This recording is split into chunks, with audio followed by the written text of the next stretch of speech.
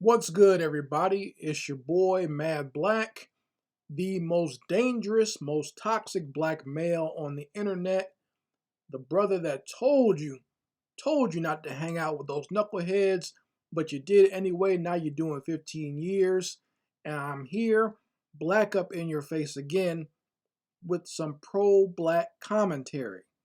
So, oftentimes, anytime you have a situation where uh, a, a black person or many black people are murdered by one of these white supremacist killers, you will have black people maybe in the community, but a lot of times on social media say, you know what?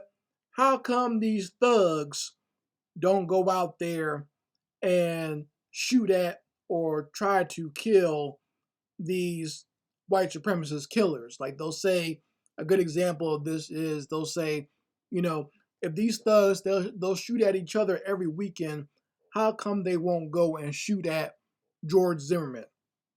Or how come these thugs won't go and shoot or try to kill Dylan Roof while he's in prison? Or this new devil, Peyton punk ass. I don't know what his real name is. I really don't give a damn. He's a devil. I just know that. The one that committed that atrocity in Buffalo, going to a supermarket and shooting at some unarmed, unsuspecting, defenseless, older black people while they're shopping for their groceries. But, people will always say, like, why don't the thugs go out there and do something about it? And you know what? There was a time where I used to say the same thing. Not even that long ago. I would say probably back in like 2014, maybe even 2015. I used to say the same thing. But as you get older and as you evolve, and also as you leave your emotions down on the table and you start doing some thinking and using more logic and not just thinking with emotion, you start to say that it's probably one of the silliest things for you to say is, why don't the thugs go out there and kill people like, George Zimmerman or whoever, or take on the KKK or Nazi skinheads or whoever, right? Because these men, or, well, I can't call them men, but I'll say these males who are thugs don't have that type of mindset. That's why they're out there killing each other and causing chaos within the community, because their mindset is not built towards protecting the community or doing any type of military retaliation against the enemies of the black community. Do you understand that? I saw some people saying after this whole Buffalo shooting, why doesn't Pookie and Ray Ray go out there and fight against these types of guys? But uh, Pookie and Ray Ray are not built for that.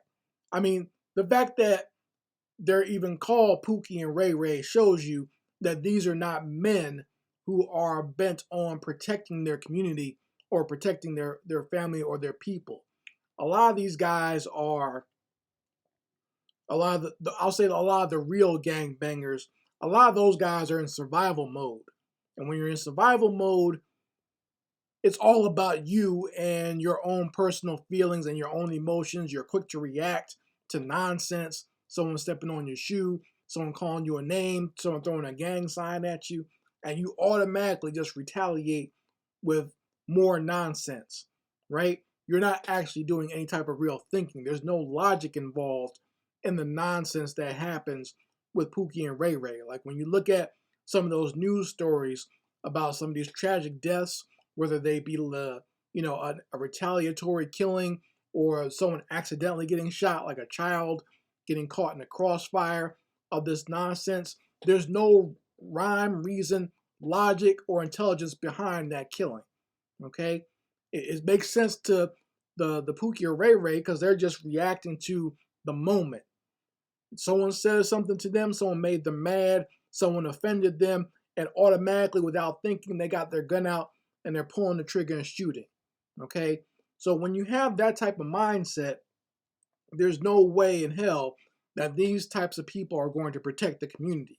Like I said, their minds are not built for that. Even just think about what they call themselves, like I said, or their names that people come up with, like Pookie, Ray Ray, Man, uh, Little Crenshaw, Little Killer, whatever, uh, young Dusty, or whatever ridiculous name they come up with. These guys, these are grown men with toddler names. So even within that aspect, you have someone who has an infant name and an infantile mindset. So, like I said, these people are not built for, nor do they have the intelligence to even think to want to protect the community or do any type of retaliation against white supremacist killers.